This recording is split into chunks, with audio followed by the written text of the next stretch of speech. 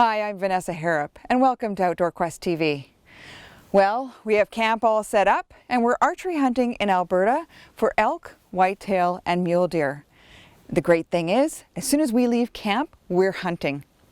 So a lot of archers overlook continually shooting their bow, even during the season. While it helps you stay in practice, it also keeps your muscles stretched out and in shape. So what I like to do is shoot a few arrows before I head out.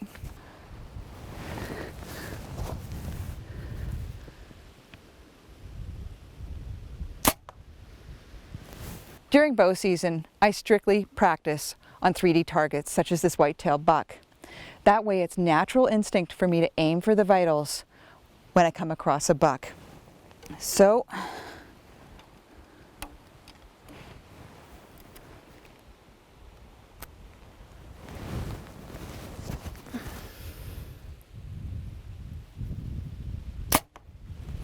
I think that looks good. Well, it's been an exciting season so far, and we've had lots of close calls. So while I head out, you guys check it out.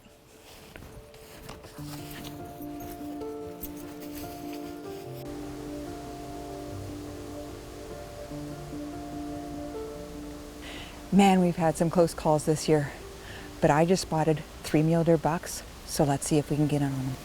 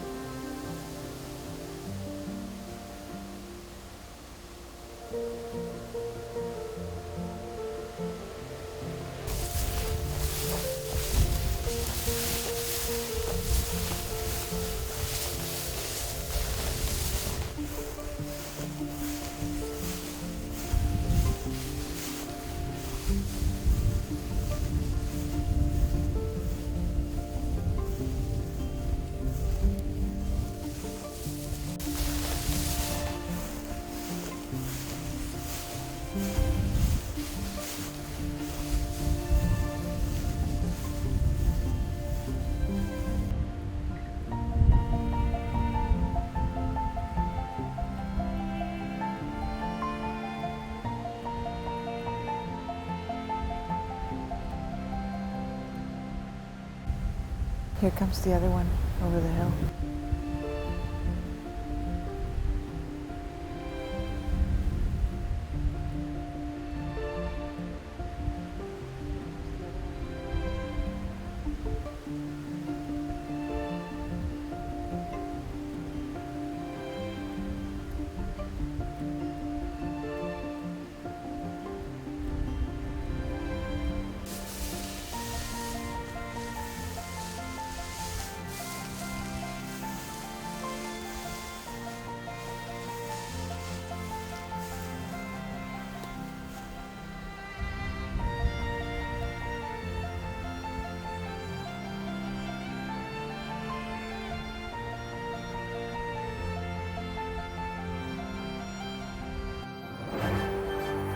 Pandemic grips the world.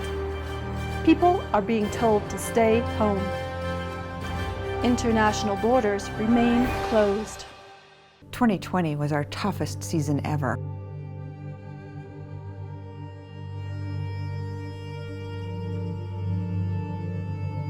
Thankfully, we live in one of the best places in the world to be a hunter.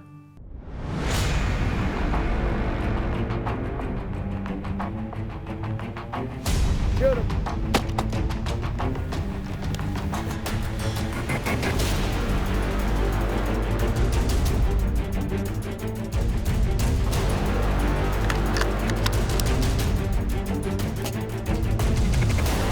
South Africa opens to hunters.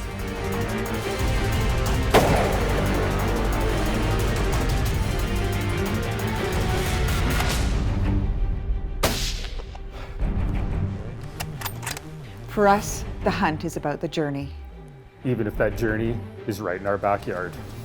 Join us for season 22 of Outdoor Quest TV. Outdoor Quest TV is brought to you by Hornady, accurate, deadly, dependable. Sacco and Tikka Firearms, demand perfection. Zeiss, we make it visible. Loa boots, simply more. Silver Willow Taxidermy, see the difference. Closed captioning provided by Deluxe Wall Tents, made in Canada for Canadian conditions.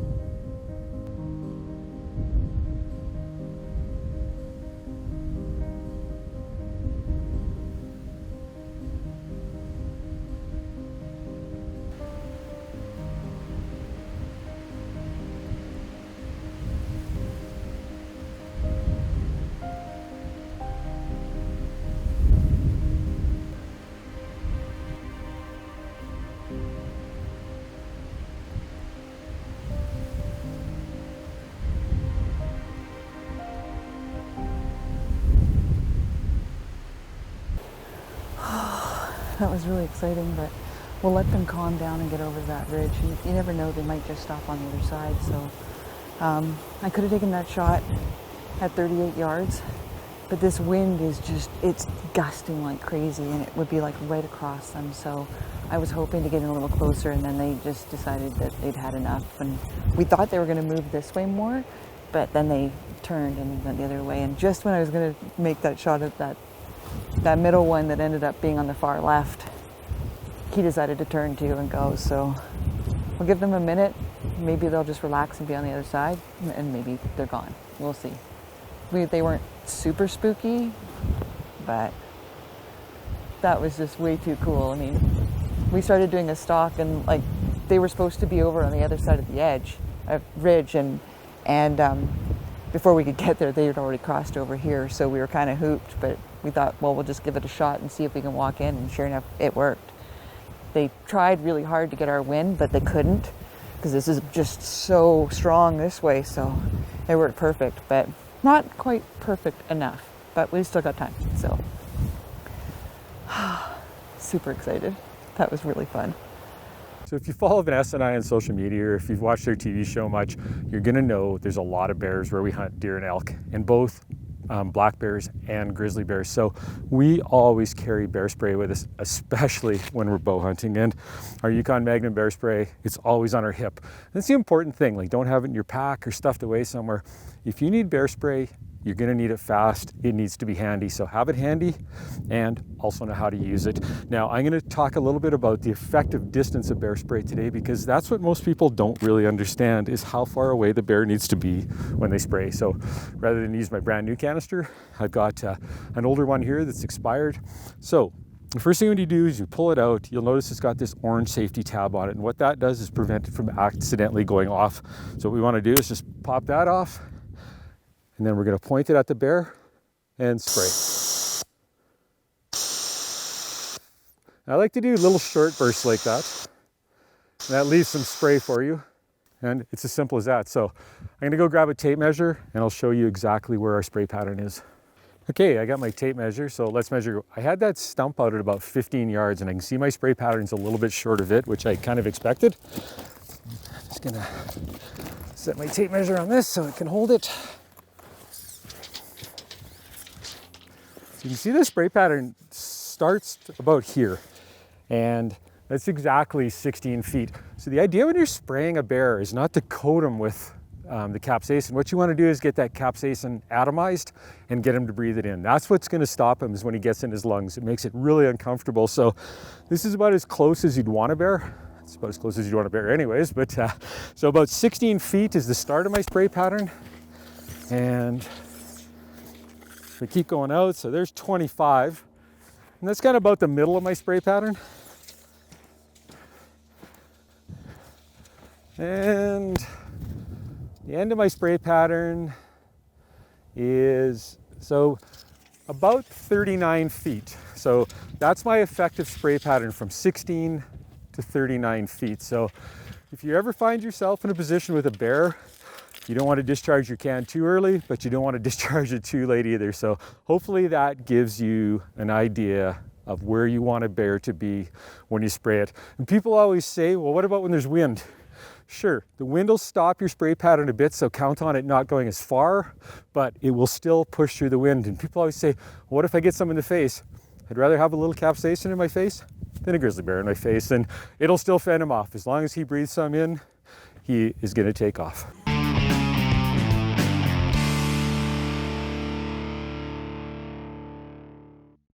Outdoor Quest TV is brought to you by Defense Aerosols, bear spray for when your life depends on it. Safari Club International Canada, first for hunters. Alberta Outdoorsman Magazine. Midland Radio's communication for every adventure.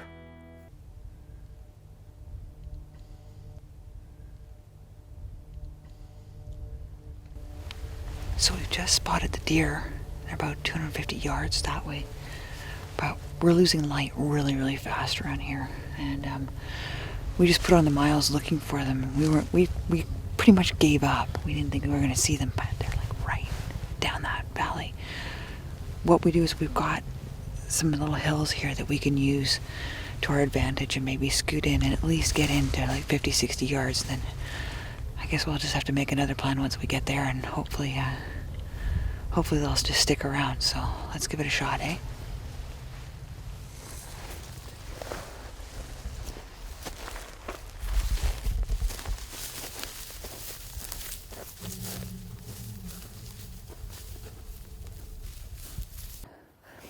We made it to the bottom pretty good. They can't see us.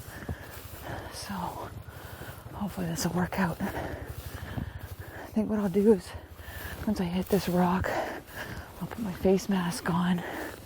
We'll make a plan from there.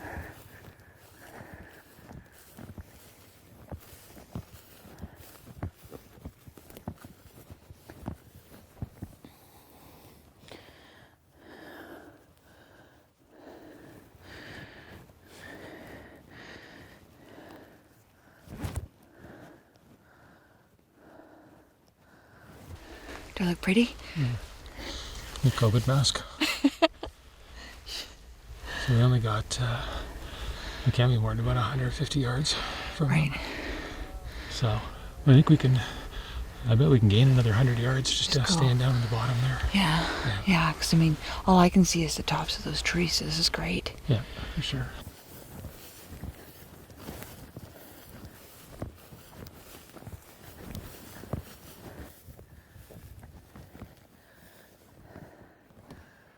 Okay. There they are, they're right there. Yeah, we made it. We just got to close this distance, and now becomes the big problem though. There's actually 4 of them now. They picked up another one. Here, just hang on a sec. Let me arrange them. Okay.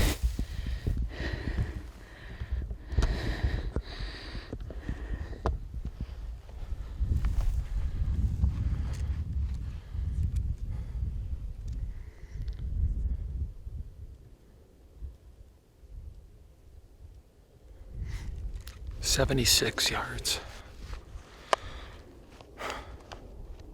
The wind's actually died a lot, so why don't we try and belly crawl in about 30 or 40 yards. We're gonna have to go quick, but and then if we get there, I don't know, I'd say if we get within 40 yards, take a shot. You good with that? I'm good with that.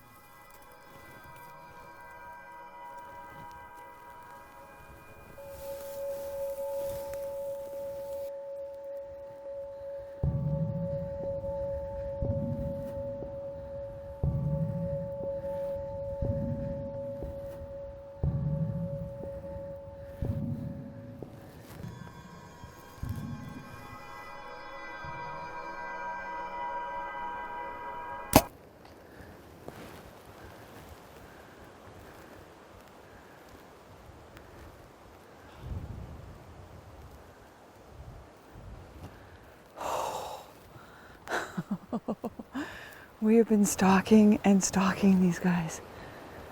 Let's go check them out. This is the first time we've seen mule deer on this property in like, oh, it's gotta be 10, 12 years. So we've been watching these 4 bucks move all around this property for the last, probably since July, and just hoping they'd stay around. So not the hugest bucks in this area, but I'll You know what I take see when I see that deer? it. What do you see? I think we shall dub him Sir Jerky.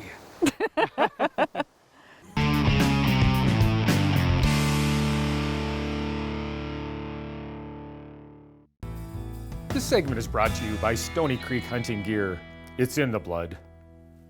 It's been a really frustrating but exciting year, and you know, tonight I thought was going to be no exception. So we tried really hard. We got in on these deer. They got away on us because of the wind, and we thought we were done for the night, and we're just going to take one last look, come over one more ridge, and there the 4 of them were, and we actually got to finally close the deal and close a tag. I am so excited. He's not huge by any means, but he is going to be one delicious mule deer buck. So one of the things we love to do when we travel is to sample the local cuisine. And when I was in Azerbaijan on my tur hunt, one of the favorite things I ate there were the kebabs. And that's what we're going to try and recreate here today. But instead of using tur, we're going to use mule deer. And we've got a pound of ground mule deer here. And this is mule deer we ground ourselves. And we've added 10% pork fat to that just to get a bit of moisture in it. We're going to start with a teaspoon of cumin. Then we're going to do a half a teaspoon of kosher salt and a half a teaspoon of allspice, and then a 1/4 teaspoon of cardamom, and then we've got a 1/4 teaspoon of freshly ground black pepper and a 1/4 teaspoon of red chili peppers here, and they're just ground up. Then we've got a 1/4 cup of onions, just kind of chopped up. We've got a 1/4 cup of fresh parsley. We actually grow our own parsley right here in the house. 3 cloves of crushed garlic. And finally, we've got 2.5 tablespoons of tomato paste. And we're just going to put that in. Okay, I'm just going to quickly wash my hands, then we're going to mix that up. Just going to mix it really thoroughly. I want to get all of those spices mixed equally throughout. And then what we're going to do is we're going to cover this up just with some saran, and we're going to put it in the fridge for 24 hours just to let all those spices get into it. Okay, so 24 hours later, we just pulled this out of the fridge, and you want to make sure this meat's really cold. And the reason for that is it makes much nicer kebabs. But we left that for 24 hours just so that meat could really absorb all of that spice. So what we're going to do is we're going to make 6 kebabs out of this. So you want them about 4 inches long and, I don't know, maybe like 1.5 inches in diameter. And I'm just going to use skewers for these. You can put them on individual skewers if you want, or whatever you want to do. But I can fit 3 on each one of these, and just make sure they're molded on there nice and tight. Now we've got the Camp Chef pellet grill heating up to 300 degrees right now. So that's what we're going to cook at, and we're going to cook for about half an hour. So I'll just finish making these up, and then we'll get them out on the Camp Chef. We've got the Woodwind pellet grill. It's at 300 degrees. I'm going to use direct flame, and I can use direct or indirect just by moving this. And I've got a smoke setting of 8. We want to get a really nice smoky flavor on these. So what I'm going to do is I'm just going to set these right on the grill. Like that. You want to get a little bit of char on them. Close that. And I'm going to go in now and I'm going to set a timer for 15 minutes. After 15 minutes, I'm going to come out, flip them, set another timer for 15 minutes, and in 30 minutes, we should be enjoying some fresh mule deer kebabs. Okay, so that's been 15 minutes. So what we're going to do right now is just give these a flip. And with these metal skewers, you definitely don't want to be touching them with your bare hands. Look at that though, they're really starting to come up nice already.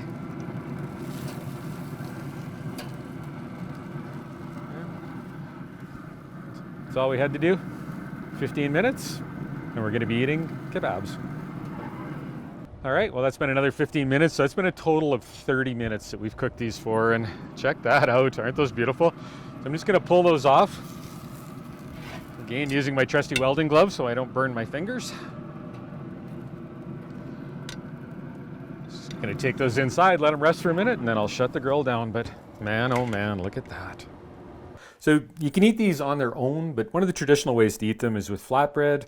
And here we've got some cucumber, tomato, and onion just kind of mixed up together, and a little bit of tzatziki sauce here. So how I like to do it is just cut a little piece off, rip a piece of flatbread, put it on, a little bit of that, a little bit of the sauce. You can use yogurt, tzatziki sauce, whatever you like here, but it's just having a little bit of freshness with the cucumber and the tomato. But man, oh man.